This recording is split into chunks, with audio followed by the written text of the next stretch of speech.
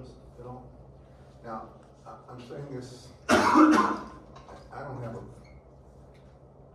know the best way to do this. I'm trying to motivate you to do the homework before the class period. If you do that, generally speaking, things go really well for you.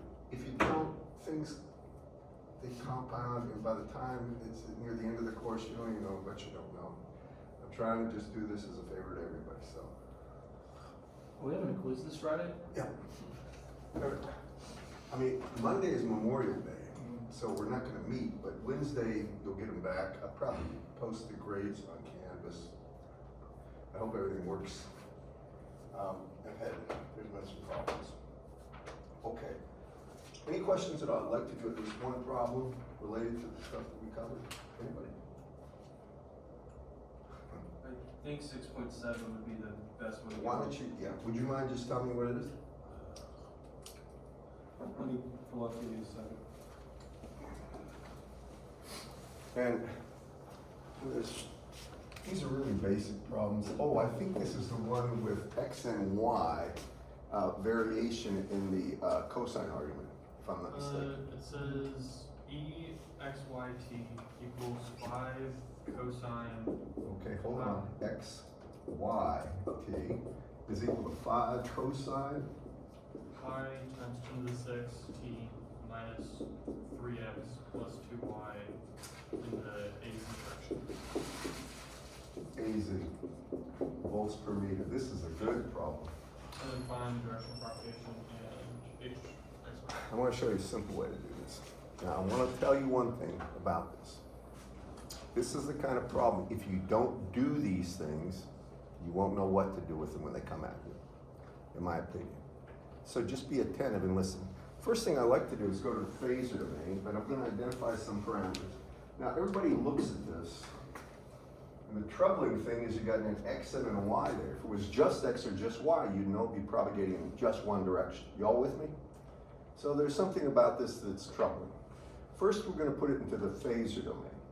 Everybody follow me? Now, a lot of people are not sure how to do that. Make sure you know. This is the time domain form. The phasor form, usually they do this, vector phasor, but it's obvious because there's going to be a j omega business in, there's going to be something where a j appears. This is going to have a magnitude. Now, if you look at this, E naught is 5. That's simply the magnitude of the actual time-varying waveform. Everybody with me on that? It is polarized only in the z direction. Is that right? So that clears up a couple things. This is going to be 5. Then it's going to be e to the minus j beta. Now here's an interesting thing. Usually beta would be the coefficient of any variable in here, right? But now you got 2. Correct, class? I'm going to show you something about this. And let me just do it this way. E to the minus j, and it's going to be 3x and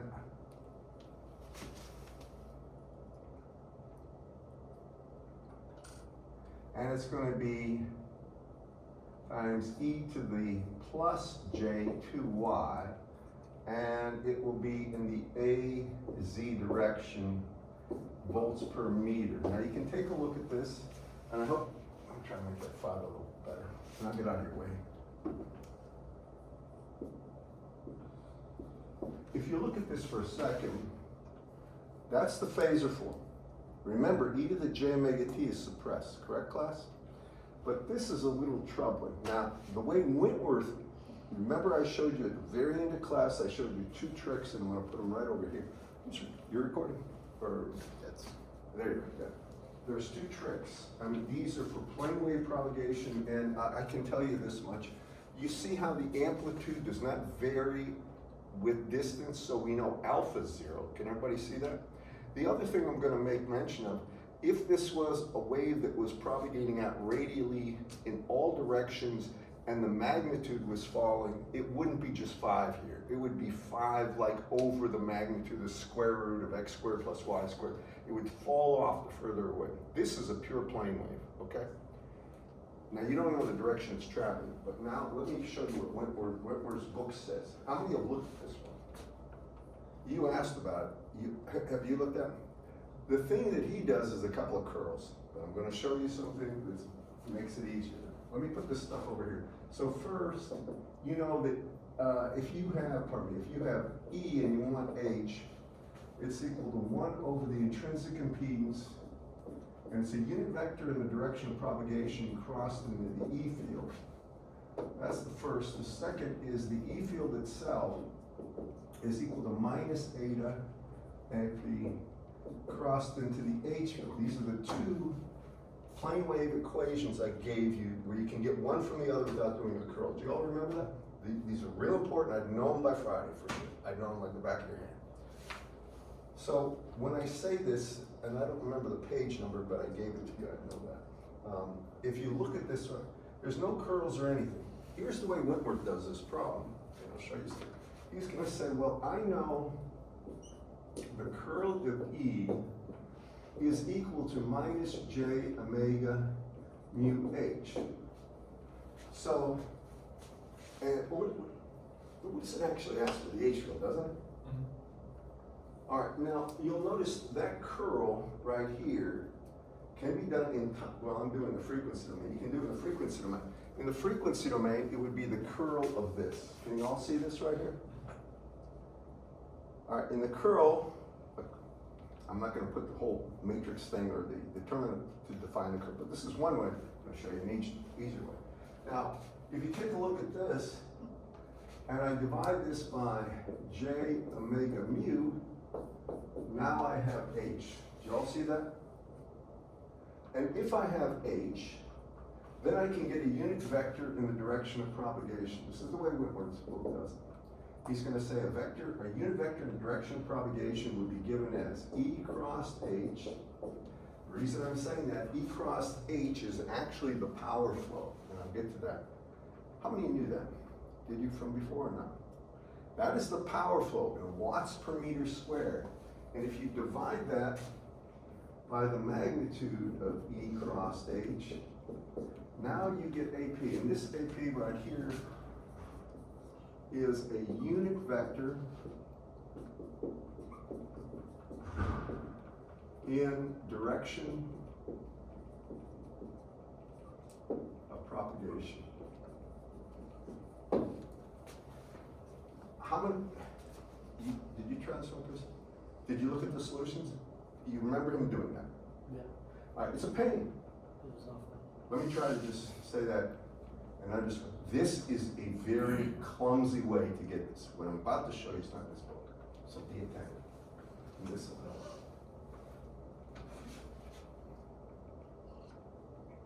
help. And I'm going to try to do this in a way that's as understandable as possible without all the mathematical gymnastics. I'm going to do it right here. Now, if you look at this quantity, it's the minus 3x plus 4y right here, and this is going to be key. Now, normally, when you have a waveform, and don't write this down, just listen to me, when you have E, it's going to be some magnitude E naught, e to the minus j, yes sir? Where did the 4y come from? Pardon me? 4y? It's a 2. Oh, I'm sorry, 2y, because I'm not, this is the variation. I'm so sorry, thank you. Keep me corrected if I make a mistake. So this is normally e to the minus j. Now listen carefully. And we have two variables, x and y. You all with me? So it's going to be beta is going to be a constant. And then what happens, you're going to have this.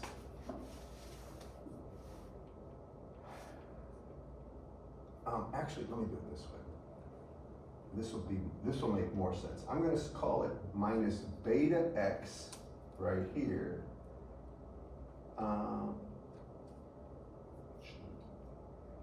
just trying to think of the easiest way to do it for your sakes.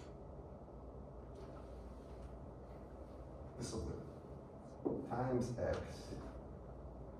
plus beta y times y. And I'm going to show you just one thing here. When I look at this right here, we can, I'll try to make it clear to you. I'm struggling right here for words that will make sense to you because I don't want to make it too complicated with vectors, dotted with vectors. But if you look at this, these coefficients right here are orthogonal to one another. So if you look at x right here and y, if I go up, if I change x by 1, this x direction vector would change by 3. And then this would change by 2.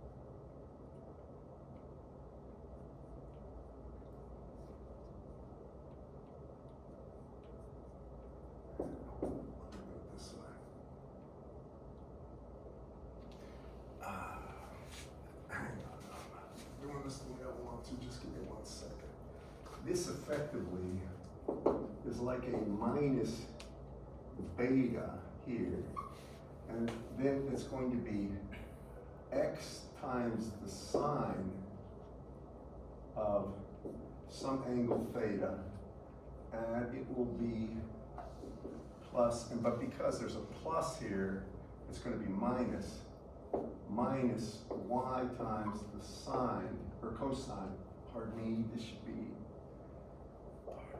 be cosine of theta minus y times the sine of theta. I'm going to have to clean this up in a second, but I'm going to show you why I'm saying this. And let me go over here for a second and just try to make it clear. So right now, it's not making sense. Here's what normally happens. If you have a waveform that is like E naught e to the minus j beta z ax, you just go with me on this. If this is the E field, right? And I asked you for which direction it's propagating, and which direction is that propagating, this particular waveform. Can anybody see it? Can you guys read this or not? Which way is it propagating? It's plus or minus what? Z, right? Y'all with me on this? It's gotta be Z, but is it plus or minus? Plus. In the positive Z, because that's a minus sign. Y'all with me? So for this one, if this was the Z direction, what you know it would be propagating, that would be a unit vector in the direction of propagation would be AZ. You all with me on this?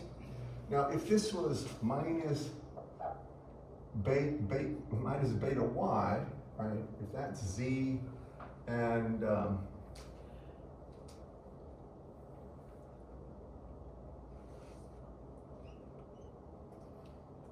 this would be X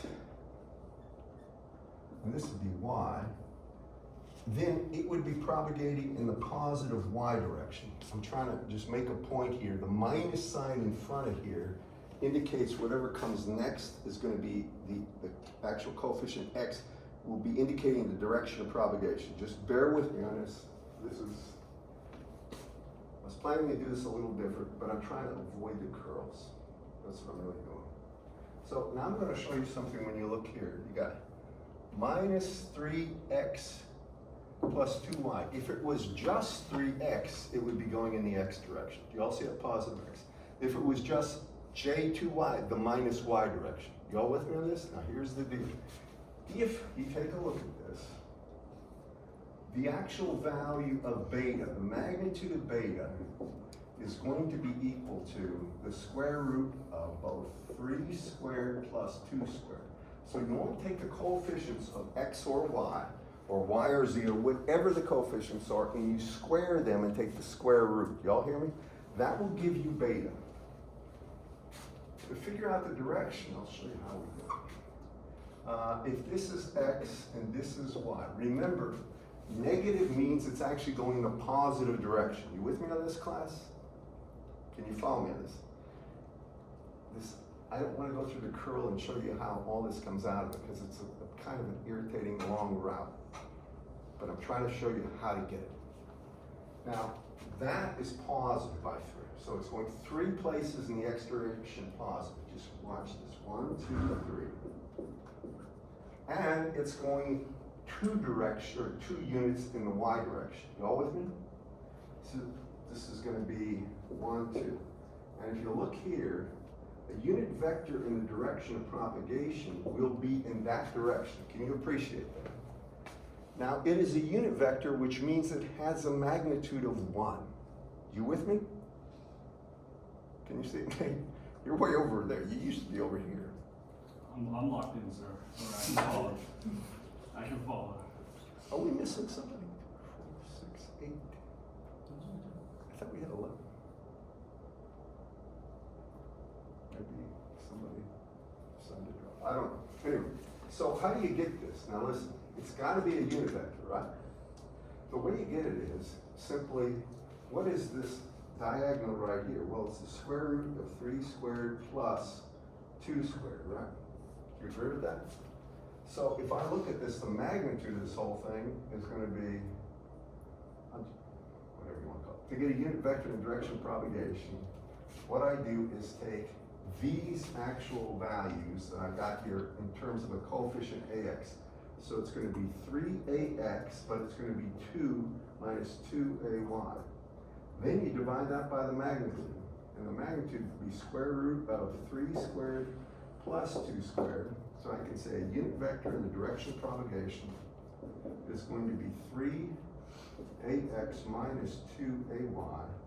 That's 9 and 4 or 13 or square root of 13.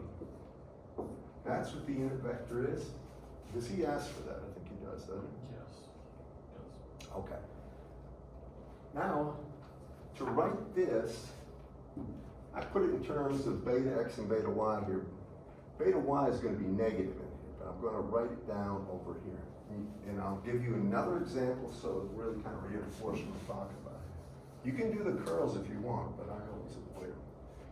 When I take a look at this right here, and I look at this equation, and I'm going to put it in terms of something a little more condensed. So E itself, first we know this is the unit vector in the direction of propagation for the waveform, and that's equal to 1 over the square root of 13 times 3AX minus 2AY.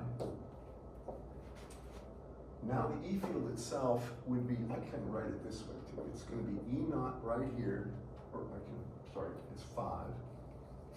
I don't know if he does it quite like this, but it will be 5, and then what I can do is put E to the minus J, and beta itself is square root of 13, and now, if you look, that's beta, right? In terms of the value. So over here, it's going to be 3AX, or I'm sorry, 3X over the square root of 13 plus, or I'm sorry, minus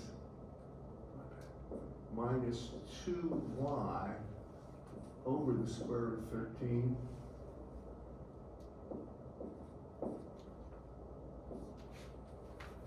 and that would be in the AZ direction. Now here's what I'm really doing. I'm trying to make sure you appreciate this. What I've really done is take the square root of 13 is the magnitude of beta. All right, that would be the magnitude period. A unit vector in the direction of propagation, and I'll just say the direction of propagation you get from these values, but this is a unit vector in the direction of propagation right here. If you replace that AX with X and that AY with Y, you're going to end up with that. And guess what? That's exactly the right values if you look here. Follow me on this, class? Go ahead and do that. Now, I'm trying to avoid doing the vector. Here's the way it's really done. I'm just going to say this. Whitmore's book doesn't have it. Normally when you have E, don't write this down. I'm just giving this to you as something to reference in the understanding. When you have E in general, it will be E naught, and then there's going to be E to the minus, and it will be J, but here is going to be a vector K. Vector K is beta with a vector vector signage to it. So beta itself will be square root of 13. Then it will have an x, y, an ax, and ay, and az component. Can you all follow me? Then that thing normally is going to be multiplied with this vector that they call z hat, and that vector is, for our cases, it's Cartesian. It's just going to be x, ax, y, ay, z, az. When you do the dot products, remember ax dot ax is 1, ax dot ay is 0, ax dot az is 0. When you do all the dot products, what happens is you get simply this. Now, I don't want to go through all that because a lot of it is unnecessary for a problem this simple. But what is necessary is this. Can everybody understand how I got that? Unit vector and direction propagation. If you can, let me see your hands. Can you see this right? Do you understand how I got that? This is the simplest way I can do it. I didn't go through all the mathematical rigor of proving this, but it will work. Now, once you have a unit vector and direction propagation, guess what? We know that's the E field, right? We know we got the E field right here. It was already spelled out for us. How do we get the H field? Is this free space or not? How would you find out? I didn't even ask. Let me bring you back to this, and I'm going to ask the whole class this. If you look at this for a second, right here, this isn't the time domain. Do you agree, class? Can we figure out the frequency that this thing is oscillating at? Anyone? Let me ask you a real pointed question. Can you find omega in this waveform? Yes. What is it? Times You're right. Omega is pi times 10 to the 6th, right? Now listen, I'm giving you some advice, something that's useful for the quiz. If you have that, right? What is the phase velocity? I proved that last Omega over beta. Very good. Omega over beta, right? We've got omega. Do we have beta? Yeah, square root of 13, right? So omega is pi times 10 to the 6th, right? Divided by beta, square root of 13. That would be the phase velocity. It's lossless because there's no e to the minus alpha anything. Follow me? So it's a lossless wave. You all see this, class. If you have that, and that's the phase velocity.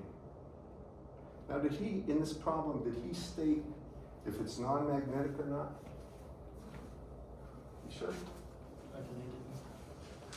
Let me just check. He should have, or else there's too many variables to do the next part. This is 6, 7, did you say? Yes, Pardon? it is.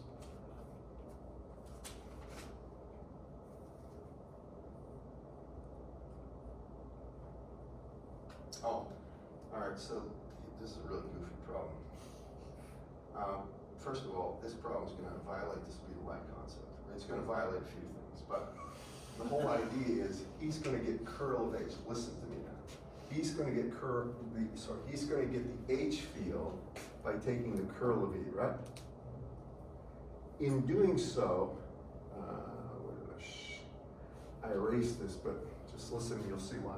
You notice how you have curl of E, doesn't matter what domain, if you do a phasor, it's easier, is equal to minus j omega mu times H. Does everybody see that?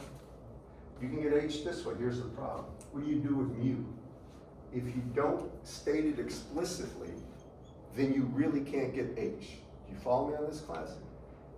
That's the problem with this problem. He doesn't specify it specifically. So what I think he meant to say is non-magnetic. Now, please listen to this. Non-magnetic means mu is mu naught. Do you understand that? It means mu is simply mu naught, but we got to figure out mu relative. Everybody with me now? Come over here now for a second. So this is obviously not the speed of light. What is the speed of light in terms of meters per second, anyone?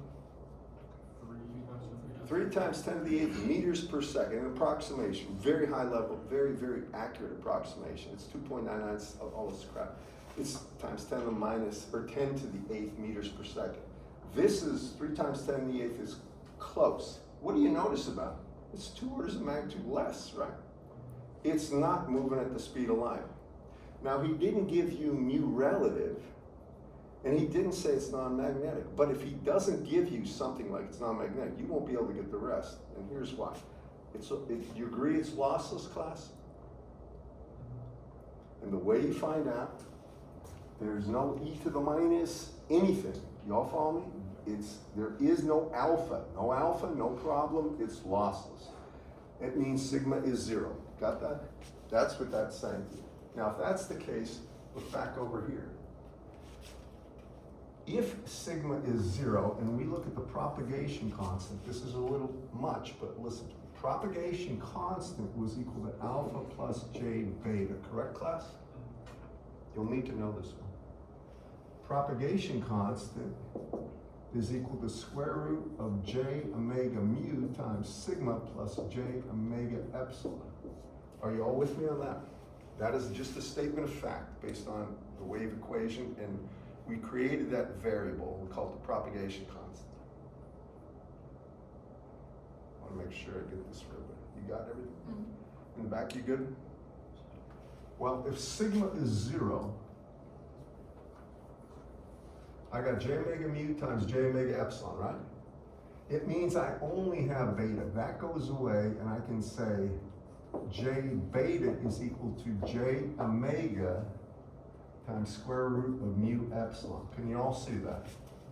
There's a mu, there's an epsilon. These are multiplied together. I erase the sigma. Can you all see that, class? You see it back there? Now, here's where I'm making an assumption. I got j beta here. It means beta is this. And I'm going to assume it's non-magnetic. So what do you know this is? Well, I got omega, and it's times the square root of mu naught epsilon naught, right? And then it would be times the square root of epsilon relative. If mu relative was 1, do you agree with that? What is the square root of mu naught epsilon naught equal to? Velocity of light. 1 over the square root of mu naught epsilon naught. And that is something that came from Maxwell's equations, his original equations. We know the speed of light. To the accuracy, we know mu and epsilon in the median. You come over here, and this is important. Now, I know what beta is, right? And I know what omega is. I can find out what epsilon relative is, because I got C right here, so just watch. I'll do it right here. I'm really not trying to make this difficult, but I'm hitting a whole bunch of little topics when I'm doing this. So I've got beta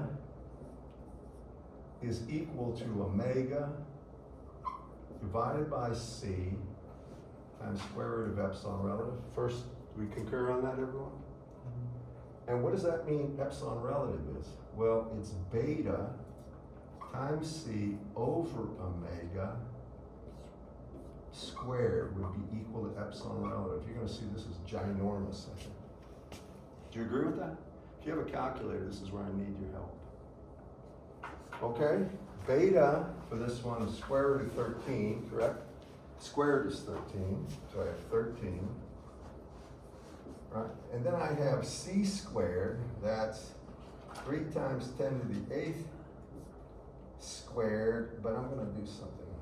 It's divided by pi times 10 to the 6th, right here, and that quantity squared. So what's that going to be? This is going to be ginormous. I use that term. I have 3 times 10 to the 8th over pi times 10 to the 6th, right? That's 300 over pi. Do you agree with that? And I got to square it, correct, class? So I got to take 13, I don't know how big this is, and then I have 300 over pi squared. I don't know what that number is, but I don't know any material. Maybe an exotic material. What do you get? 1.18 times 10 to the 5. Is that right? Is that good? 1.18 did you say? Yeah. Times 10 to the 5th epsilon relative. That messed up. It's an impossibility. He was just wanting you to do the curl of E and forget it, but then you would have to assume epsilon or mu is mu naught. You know, there's no way to get this without knowing mu relative and epsilon relative, because there's no other way to do this. Are you with me on this? Now, get it better, because here's the fun part. So if that's epsilon relative, and he wants the H field, remember we got the E field, right? This is the way you get the H field. But we need eta. Listen to me, how do we get eta? Now you're gonna need to know this, write this down, make a notice. You will need to know how to calculate eta. You will need to know how to find unit vector. You will need to know how to find phase velocity. I'm not bluffing here, I'm trying to be clear. So, for eta, I know this is a lot coming at you, but do you remember it was square root of j omega mu over sigma plus j omega epsilon? How many remember that? We did. If you did the homework, you're okay. And you may not remember it to the point where I just got this. It's fine. You're gonna have to use it a little bit. Y'all remember that I put that up there, right? That's an intrinsic impedance. What is the value for sigma for this problem? 0. All right, now I like to erase. Now the j omegas, they're gone. And I have this. I have eta is equal to the square root of mu over epsilon. But here I made the assumption it's non-magnetic. Right?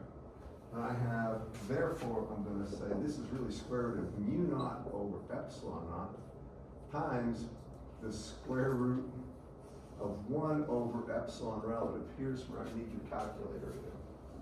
So now I have eta, and just listen to me here. This is a 4.2. I'm going to stop for a second. I know I could not a lot. I'm just going to try to hit the highlights. This is important. This term is called the intrinsic impedance of free space. You will be using this over and over again. It's eta naught, and it's the square root of mu naught over epsilon naught. And it is equal to 120 pi ohms. You'll use this over and over again. So what I can do is right here, I'm going to put 120 pi ohms. Now I need your help, sir. That's ohms, but I have to divide it by the square root of epsilon relative, which is some ginormous number. That number. 1.18 times 10 to the 5th. I don't know how he came. Usually he's better than that. I guess we all at times don't think. What do you get for that value? 1.095. Free space is 377 ohms. This is 1 point. Say that again? 1.095. Just about 1. It's almost zip, which makes life a little bit, well, maybe it doesn't make it that easy. Now you want H field in the phase lane? Say this. You might as well just do that too. And I'm not trying that slow. Work with me on this one. So, here we go. H is equal to, I'm just going to leave it as eta naught. I don't care. 1 over eta naught, or not eta, but 1 over eta. And it is about 1. Close to 1. Do you agree, class? Now I've got to take the unit vector in the direction of propagation. Where's that unit vector? It's this. 3ax minus 2ay over the square root of 13. And I have to cross it. I'm going to do this. Cross it with the E field. Now the E field only has one vector component. It's in the AZ direction. So it's crossed with the E field, which is 5e to the minus j 3x times e to the plus j 2y az. And that would be amps per meter. Do you all follow me at what I'm doing? With me? I know I went on a long tirade, but the reason is there's all these little facets included in this problem. Everything I want to hit is part of this problem, and it's important to say, you with me on this? All right, now, I got eta, it's about 1. I mean, not eta. I have the intrinsic impedance. It's eta is the Greek letter for it, but I've got that about 1. But I have to do this cross, and it's important to see that this term has nothing to do with the cross product, it's a scalar. Do you all see this? Maybe complex. So now I can see h, and this is the way I like to do it. I take all the constants out in front, basically. So I'm going to take the 5, or the things that are in a vector, I should say, out in front, minus j 3x times e to the j 2y, right here. And now put the square root of 13 out in front. And now, so I got rid of this, all that. AX cross AZ is X cross E. Do you remember this? Negative y. Right, but I want to make sure everybody knows how to do crossings. I like to do this. I have X, Y, and Z. All these are plus. AX cross AY is plus AZ, AY cross AZ is plus AX, and really AZ cross AX is plus AY. If you go the other route, it's negative. Do you remember seeing something like this, class? It's a very handy little thing, because people will mess this up if you're not careful. So I got 3AX crossed into AZ is minus AY, right? But it's minus 3. So it's minus 3 AY. Remember, this is the polarization, not direction propagation. Follow me on this? Then I have AY crossed into AZ, which is positive, right? Positive AX, Y crossing, but there's a minus sign right there. So it's minus 2, and it's going to be Y cross Z is AX. And this would be, the units of this would be amps per meter. And again, the H field has two components, two vectors component. The polarization is in two components, X and Y, but the electric field only has a Z polarization. Y'all follow me? It's a little hard. This one covers everything. Now I asked you, we got the frequency, we got the phase velocity. I'm going to ask you one thing. What's the wavelength? Can anybody think about that? What is, I told you how to get wavelength, just to bring you. I always say, look at the arguments of that cosine argument. Yes, sir. Isn't it speed of light divided by frequency? Two what? Isn't wavelength speed of light? Speed of light? If it's speed of light, if it's not moving at speed of light in this environment, it's moving much slower, right? So the way, that's important you hear me. The way you get wavelength, always look to this argument, cosine. Right? Wave. Now, what you really want to do, you would like this in just one dimension, all right? Normally you just like Z.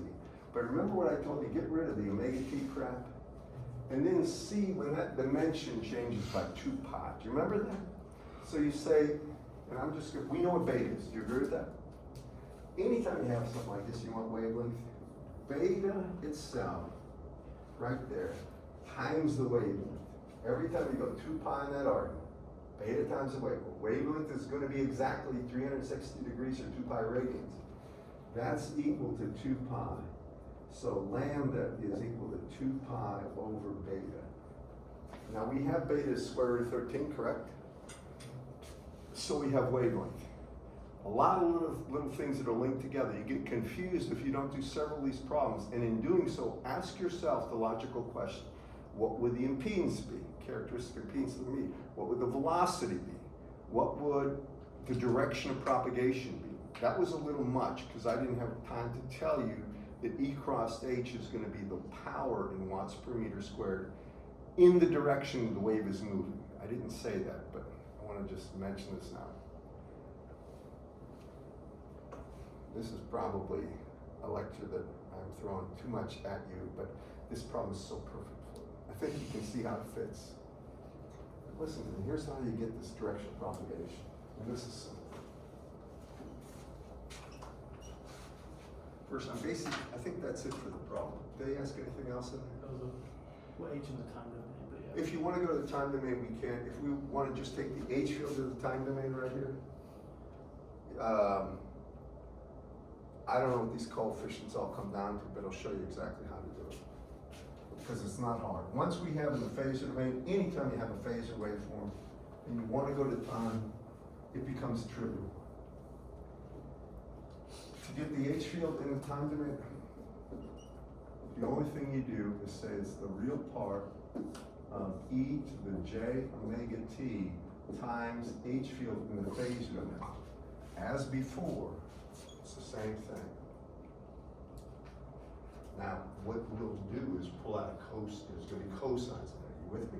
Just watch. When I look at this, the H field itself is equal to the real part. Well, all this can be reduced in complexity. I know Whitmore's probably done it. So what I can see is the e to the minus j 3x, e to the j 2y, or square root of 13. Let me rewrite this. I'm going to say h, and I'm going to go ahead and say there's going to be some constant k that I'll get to, and it's going to be e to the minus j 3x minus 2y right here,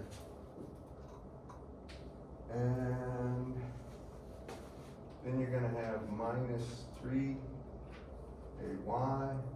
I'm sorry, yeah, minus 3ay minus 2ax. And what I mean by k, right here, k is just going to be equal to 5 over the square root of 13. Can you follow me on this? I'm trying to get a simple constant. Can you see it? Are you good? Now, if I have that and I multiply it by e to the j omega t, I'll go ahead and do it right here. So I'm going to take this, and I have e to the j omega t times this. The only thing it does is going to add right there. So now I have k, it'll be e to the minus j, or really, it's going to be plus j, and it'll be omega t minus 3x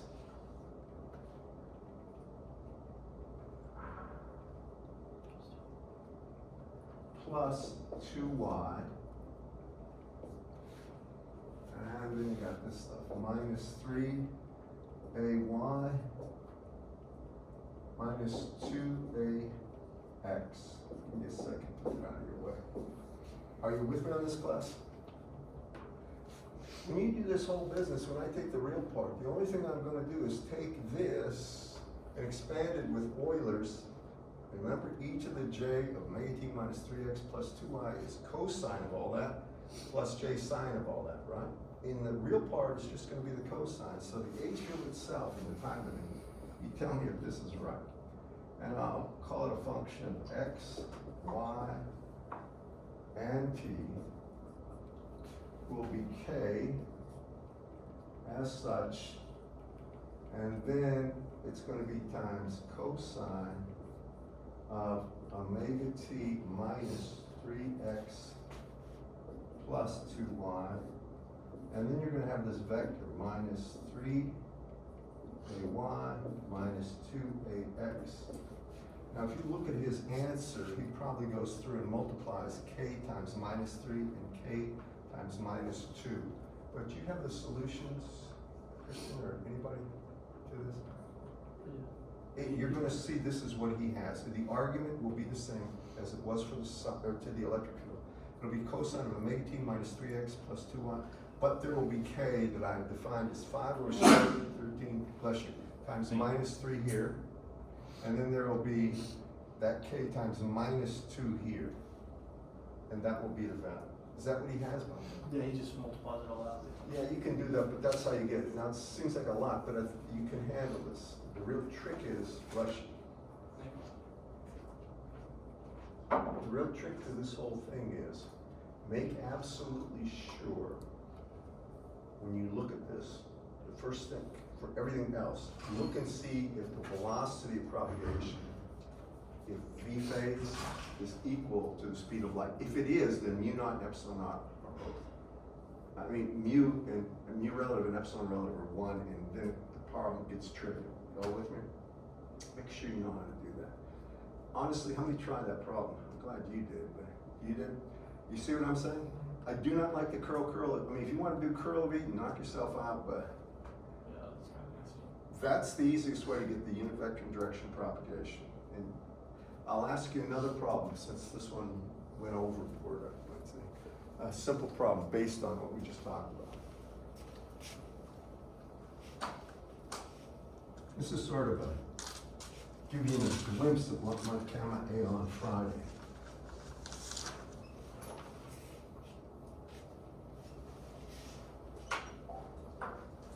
Again, think about what I put up there. Velocity, wavelength, intrinsic impedance, epsilon relative. I won't ask you a magnetical. All that. Suppose I give you this. H itself is equal to 4, and here it's going to be cosine of pi times 10 to the 6th t minus 5z plus 2y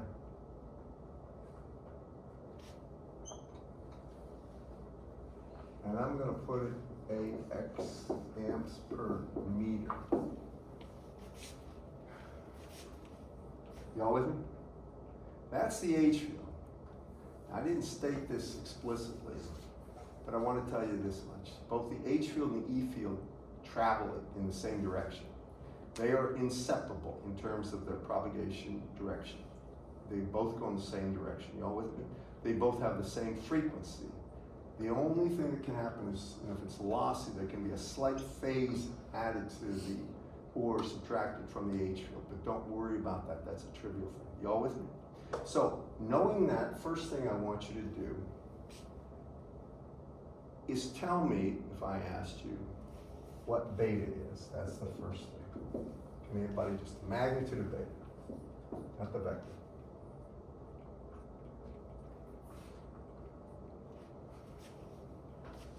It's open for discussion. You can talk amongst yourselves. Square root of 29.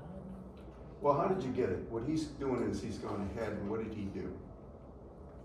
He took 5 and squared it, and 2 and squared it, and took the square root. How many see that? That's absolutely right. So he's basically said this is square root of 5 squared plus 2 squared, or square root of 29. That's exactly correct. Now, next thing I want to do is get phase velocity. I'm going to say it's non-magnetic, which means mu relative equal 1. I'm not that cruel. Y'all with me? All right. How do I get the phase velocity? Omega over beta. Everybody hear him. Magnitude of omega over magnitude of beta. What is omega?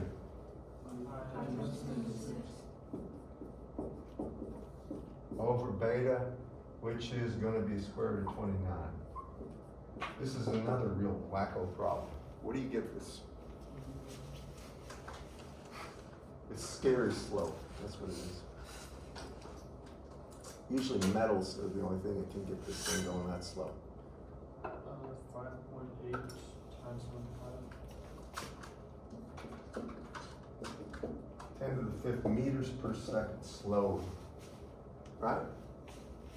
We're going through it. I want you to take a moment. Now ask yourself this. The next thing I want to do is find epsilon relative. Now, I want you to look at it. Is it lossy? Is there a loss term? No. How many see there's not? There's not an e to the minus alpha anything, right? So therefore it's lossless, right? There's no loss. If there's no loss, what's the value of sigma? 0. So sigma 0. And if that's the case, the propagation constant, which we already kind of know, but the propagation constant will be just J beta. Alpha will be 0, correct, class? And I put it down before, but propagation constant alpha plus j beta, you need to know this, the square root of j omega mu times sigma plus j omega epsilon. Do you agree? But we just said that sigma's 0. So if it's 0, it's just j omega times square root. If you take a look at the square root of, and then it's mu epsilon. But I said it was non-magnetic, right? So I can take square root of mu naught epsilon naught times square root of epsilon relative. Do you all agree with that? I'm being redundant for a reason. I want to make sure it's drilled in your head. Y'all with me?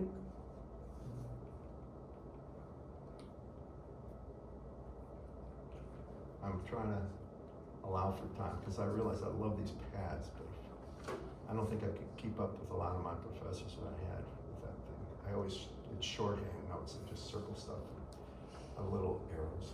All right, you with me? So we know beta, right? We know omega. Let me rewrite this. So we know beta is equal to omega. This is C, so it's 1 over C, correct? And that's square root epsilon relative. Right? Y'all with me? Can we get epsilon relative? Let's see what it is. I'm gonna need your help, sir. So now I can say that epsilon relative is equal to beta times C square root of 29 times C divided by omega squared. I'm kind of curious what this is. It's big. I don't know if it's 10 to the 8th yet, but we're getting there.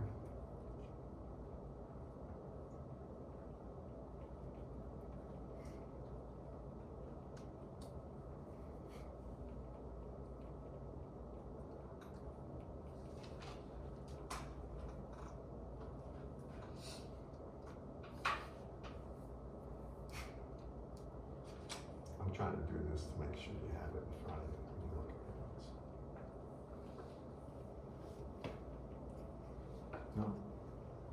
I mean, you got a calculator?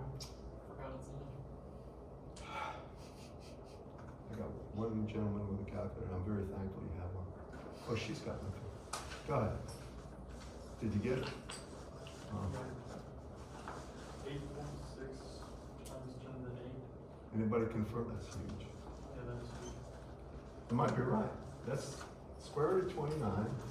C is 3 times 10 to the 8th, and omega is 5 times 10 to the 6th. Probably right. So say that again. I might be wrong. I got 2.6 times 10 to the 5th. I might be wrong. We'll go 2.6 times 10 to the 5th and wonder about it. You with me?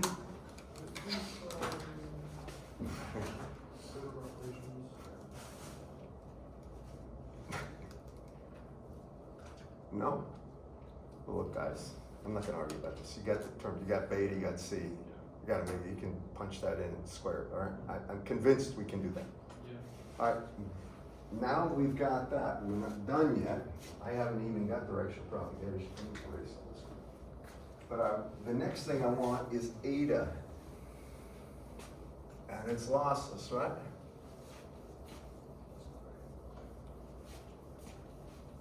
So let me just do this for you. So if I want eta, and I know the general form, and I like to go from the general form at this point, omega mu over sigma plus j omega epsilon, right? General form, guys? What did we say we can do with this because of the observation it is lossless? There's one term in there I can get rid of, anybody? Sigma. And the way I do it was with an erase. Now I can see, when I look at that, the j omegas cancel. Are we getting there, iterating? Yes, sir. So you need to do the omega frequency. What's that? 10 to the 6th. I think we figured it out. Sorry. We got, is that right? He's replugging it in. Sorry. I have a feeling it is. That's okay. All right, y'all with me? The j omegas cancel? Yes, So- that's correct. Sorry. Fantastic. All right, now, if the j omegas cancel, this becomes square root of mu naught over epsilon naught, and I said it's non-magnetic, so it's 1 over the square root of epsilon relative, which we have. Do you agree? So this is 120 pi, right? And it's times 1 over the square root of epsilon relative. I'm gonna just let you guys tell me what that is, because epsilon relative is ginormous.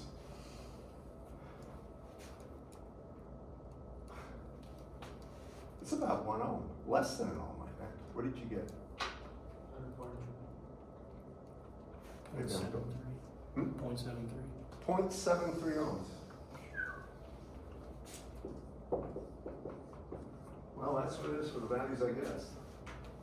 And this is legit. I mean, this is, nothing here is inconsistent mathematically.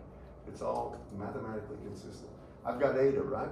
The one thing I didn't get was the direction of propagation, did I? Now, please be attentive here, because you can foul this up. I look at this, and you can see I got both z and y. I don't care how you do this, so I'll put y here and z. Y'all with me? Now, how did I tell you to do it? If you look at this, we could put it in a phasor form, but what can you do? Pretty much put that over beta, or square root of 29. What I'm gonna do, actually, I'll put it in the phasor form. Let me just do it this way. H itself is gonna be 4. This is the phasor form, and it would be what? E to the minus j, and it would be 5z minus 2y ax. Do you agree with that? I did that for a reason. Remember, minus j beta, whatever's after it, it's going in that direction. You with me? So when you look here, I go out 5 z places. Do you all follow me in this? In the positive direction. Can you all follow me? Make sure you can. So if that's z, I go up 5. And with y, I go down 2, don't I? I had it going up. It's actually going to go down. It's going to be 5, and then y itself is going to be minus 2. And here's a unit vector in the direction of propagation. Can you all see that, class? Follow me on this? And the way I did it is, I just looked here, I put the minus j, and then whatever comes out, it's going 5 places in z in the positive z direction, 2 places in y in the minus y direction. We know what the magnitude is, right? So what is this unit vector? Well, it would be minus 2ay, right, plus 5az, and it would be over the square root of 29. Do you agree with that? Everybody? It's important to see this. Okay, now that we have that, I have the H field, I have a unit vector in direction of propagation, and I have eta, right? Can I get the E field? And I erased the E field over here, but I'm gonna put it down.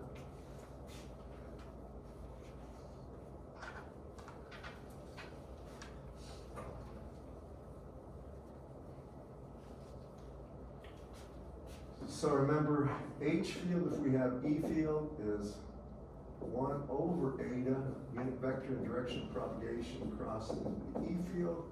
E field, if we have H field, is minus eta, and a unit vector in direction of propagation crossed into the H field. Here we have the H field. I mean, do you all understand what I'm doing right there? I'm just making sure. I'm not trying to cause you to get cramped hands from writing stuff out, but are you caught up with that? Everybody, you are? Okay. How do we get this? Well, in the phasor domain, it would be what? E would be equal to minus, can I just leave it as eta? It's something small, right? Eta, I'll just call it eta. Unit vector in direction of propagation was, where is it? Minus 2, is that right? Wait, is it? Yeah, minus 2ay, ay plus 5az over the square root of 29, and it's crossed into H, and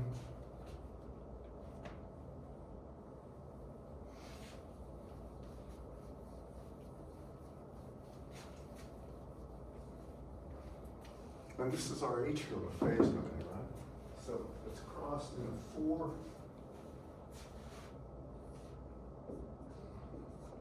and it's e to the minus j quantity 5z minus 2y ax. First, do y'all see this? You understand why I did what I did? Now you gotta do the cross product. You'll notice one thing. This term in the 4 and eta and the square root of 29 can come out. Y'all with me? At the end of the day, the cross product would be what? First, maybe you can see this. I don't need to go on about this. What I can do is say this whole thing, I'll do it right here, and I'll try to get out of here. Let me get all the constants. So I got minus eta, square root of 29, and the 4.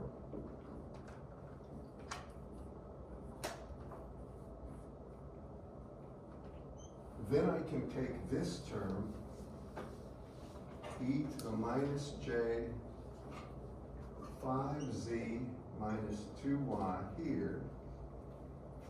And now I have minus 2ay crossed into ax. What is ay crossed ax, class? Minus az, but there's a minus there already, so it's plus az. So it's 2az. And az crossed ax is z crossed x is what? Minus, right? No, plus. Yeah. Plus. So I have z cross is plus, so it's plus 5ay.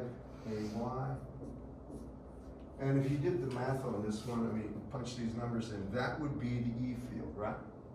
In the phasor form. If we went to the time domain, the only thing would happen, the vector sense would be maintained. This right here, you get rid of it, and we have a cosine of omega t, the omega that we found, right? And it would be then minus 5z plus 2y. Do you all see this right here? So it's gonna have the same argument as this inside the cosine waveform, but it will have two vector components. That's a pretty beaten up, I've beaten that thing up. One last thing, how do I get the wavelength? Somebody mentioned this earlier. 2 pi over beta. How many know that? 2 pi over the magnitude of beta? And I think I've kind of beaten that problem to death, but there's a lot of interesting aspects. What I'm saying, this problem really does do such a good job at showcasing it. Unintentionally by Wentworth to come up with such a bizarre number for epsilon relative. But the fact is, it's that bad. Now, something else.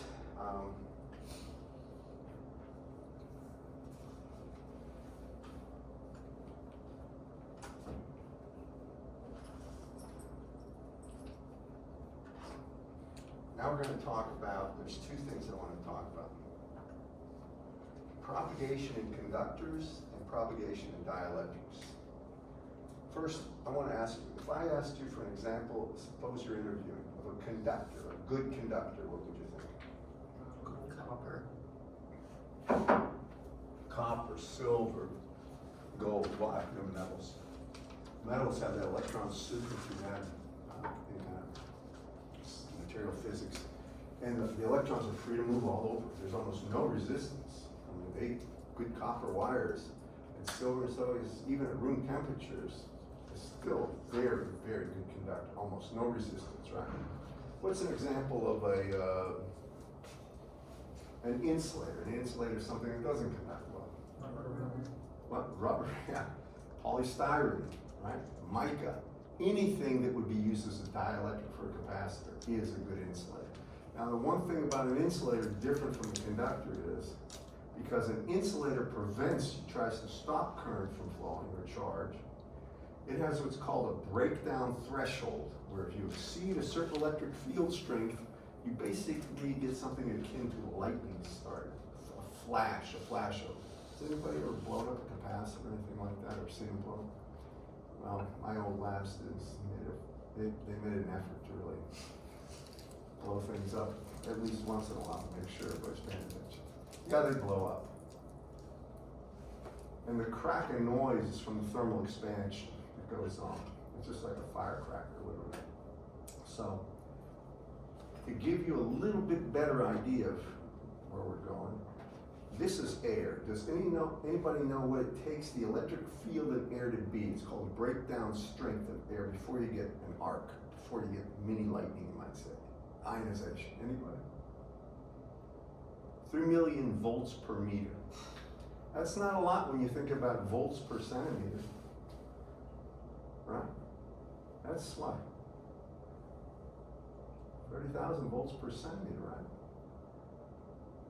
3,000 volts per millimeter. It's very easy to get thousands of volts across little spaces in circuits if it's a power circuit, anything like that. Now, if you talk about what's the breakdown strength in some really good dielectrics, it'll be 100 to 1,000 times that, maybe more. So they are very, very good at preventing breakdown. Also, now don't quote me on that because I'm just thinking to myself, I'm not sure what's commercially available in the market. You can get some very good dielectrics, I mean incredibly good dielectrics, high breakdown strength, but the cost is prohibitive usually, so they get this compromised kind of stuff. Then, when you deal with these materials,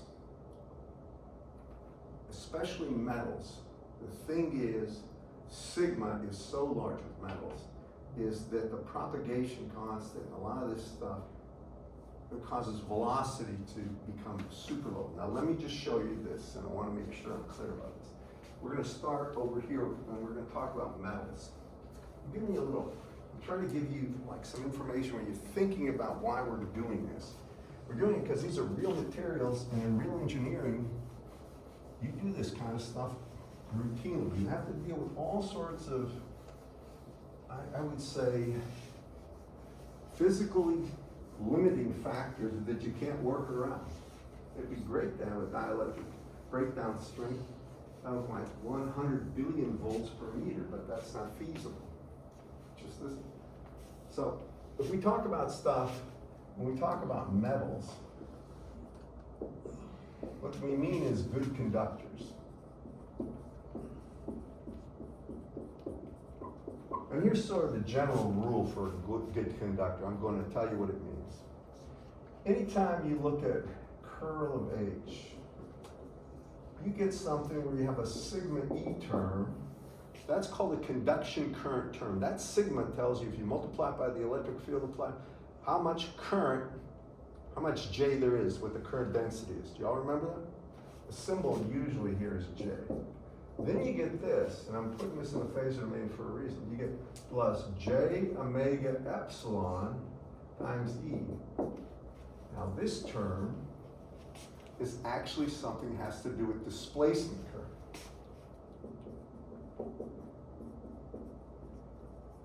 No real charge moves, it stretches, if you know anything about dielectrics. Charge doesn't, when I say charge moves, if you think about a battery, just say a battery right here, like so, and you put a resistor here, if we could paint an electron, right?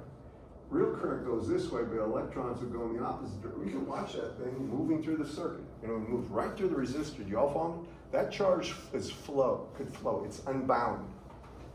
That would be associated with current density over here, J, real current density.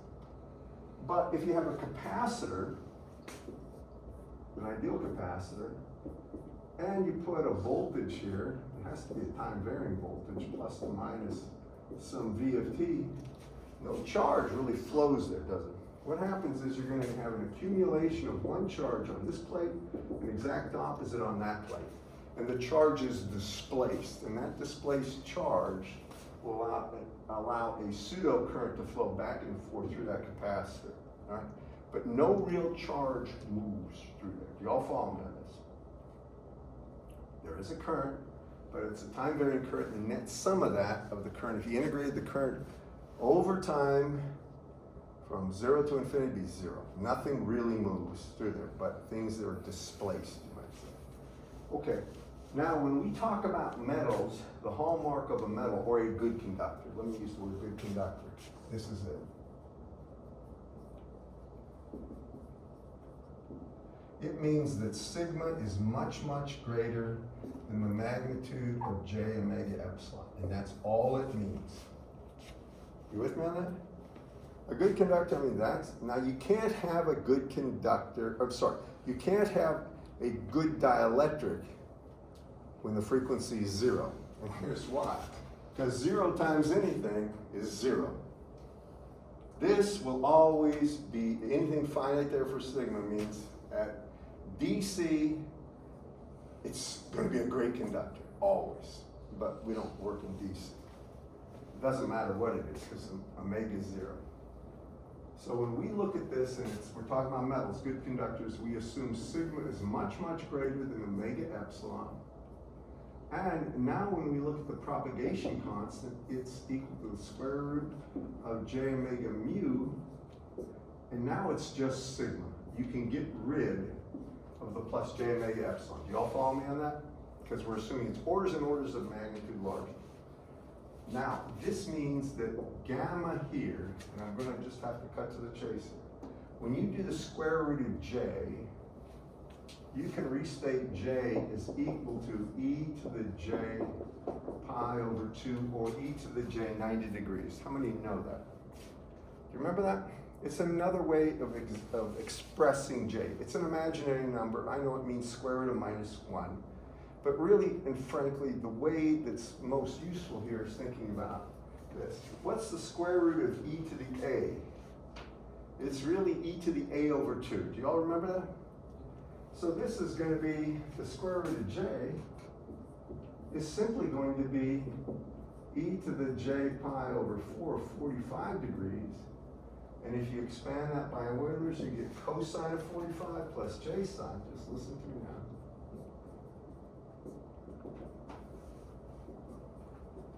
Or, what's the cosine of 45?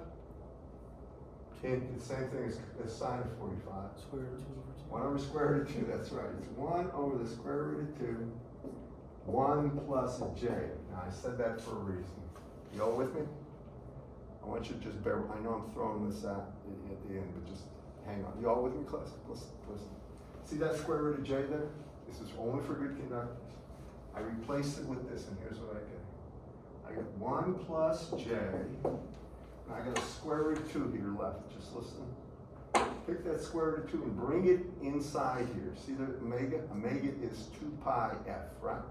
Now I can get rid of that 2, and it becomes the square root, just write this down, pi f mu sigma. And that's gamma. And it also means alpha is equal to beta in magnitude for a good conductor. And it's equal to square root of pi f mu sigma. Now, having said that, beta is equal to alpha, or the loss. Follow me? What would the phase velocity be? Well, we're done after this. We can get to the intrinsic impedance next time. I'm just going to write down. Phase velocity is omega over beta, right? And the intrinsic impedance is square root of j omega mu over, normally it's sigma plus j omega epsilon because sigma's dominant, it's just sigma. I'm putting this down here in ways you can see it. You all with me? So for a good conductor, promise you, this is going to be small. Guaranteed. Phase velocity would be less than the speed of light. So slow at times, you can outrun it yourself. But the thing is, the wave that we're talking about, like if we have a copper wire and assume this is the actual cross section of the wire, cut it in half, it's this big, all right? On the surface, the electric field is actually oriented down the wire from wherever the source is to wherever the load is. It's moving that way. You follow me? The field that's actually propagating towards the center of the wire is the slow one. It's propagating in towards the center very slow. But the wave itself, the surface wave, this is a little advanced, is moving at the speed of light, assuming there was free space surrounding. You all with me? This is important because people mess this up. Now, what is the phase velocity? Well, it's omega 2 pi f over beta, which is square root of pi f mu sigma, right? Now you can see I got square root of f here, square root of f here. I got pi here, square root of pi here, and you can fuss with this all you want. You basically get something that's 2, and it's gonna be a square root of pi f over mu sigma. And that would be the phase velocity. It can be very, very, very small. What do you notice the phase velocity as f goes to 0? Take a look at this. It's going to nothing, it's 0. Do y'all follow me? In the limit. It's very slow. But that again is propagation in towards the center of a wire, not along the wire surface. It's a very important point. Next thing, when you look at this, I'm not even gonna get into this because I'm about to. That thing's gonna be dinky. Dinky, probably a word that I shouldn't use. Anyway, when you think about this, what would the wavelength be? Well, wavelength, right? 2 pi over beta, correct? Now, I'm not gonna mess with this now. The wavelength, frequency, I didn't say this, never changes in the environment. If you've got a wave that's it's 10 to the 6 hertz, it's propagated, or it's launched at, it's 10 to the 6 hertz in every medium, never changes. The thing that changes is the wavelength and phase velocity, remember that. Frequency never changes, we'll talk more about that. I'm gonna give you some homework, but a good thought you probably have in your minds, well, what's the quiz gonna cover? Cover the last lecture, and cover the problem in the beginning. Will it be on good conductors? No. But please do that stuff and come prepared. I don't try to trick you, I'm telling you ahead of time what you need to know. But it's closed book, closed notes. No wearable electronics, no phones. And I can't think of anything else that I need to tell you about. So we don't have to cover anything on Friday that is gonna be on the quiz. Well, I'm going to review things if you ask me questions, because I usually get a few questions that are related to something that maybe they want to clear up. Remember, I gave you a bunch of problems. I didn't just give you that one. That one problem was great, and I'm glad you asked. And I'm glad you got a calculator that works. Thank you for doing it. Now, are you putting up here, Elijah, right? Yes. And you're putting up Brandon. Is it up already or yet? Not yet. I'll put it up. Hey, can you send me the links, by the way? So if anybody doesn't have, group me and the Facebook, and I'll send it. And if you don't want me on group me, I won't be, I'm not there to, I don't go there unless I'm asked usually. Sorry for this. I got done swimming, I just dumped a bunch of